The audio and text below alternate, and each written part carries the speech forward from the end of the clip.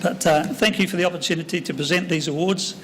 And just to give you the background, Distinguished Services Awards are similar to Life Membership Awards, but are aimed at a district and a zone structure, so the people that receive these awards have obviously been very hardworking in those two areas.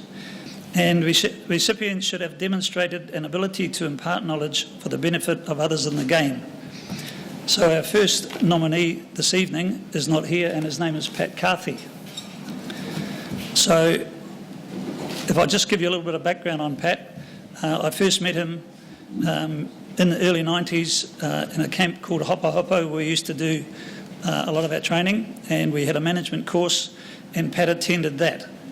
And what I would say, having followed his progress over the years, watched him carry out everything that he's done with enthusiasm. And he is a very personable person, as most of you will know, and always willing to help and help anybody within the game. To a point that on one occasion I was in Invercargill, we were trying to help out the Invercargill Rugby League, and who should arrive from the Auckland Rugby League but Pat Carthy. Spent the weekend with us. Don Hammond was there as well, and we did a number of things to try and get them back on the right track. So Pat has always been willing to help other people.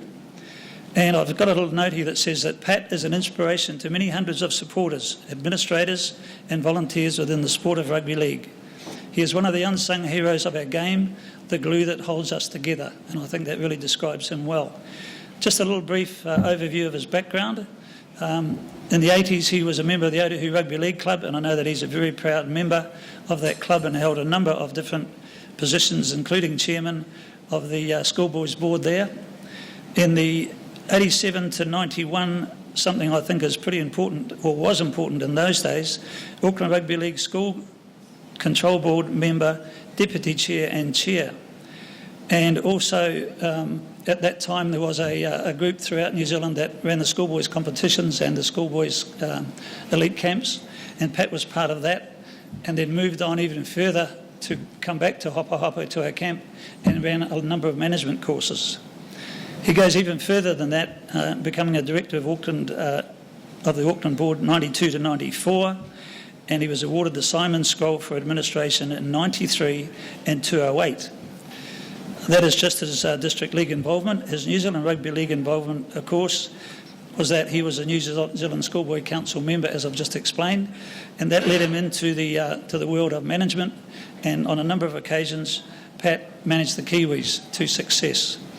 A small précis, I guess, in 1997, something that happened I thought that he really deserved, and it should be very proud to. He was the Sport Auckland Award for Rugby League services to the game. So in terms of people being nominated and accepted for these awards, I think Pat is a very fine recipient, and I'm sure on your behalf we'd like to wish him all the best and thank him very much for his time with us. Thank you.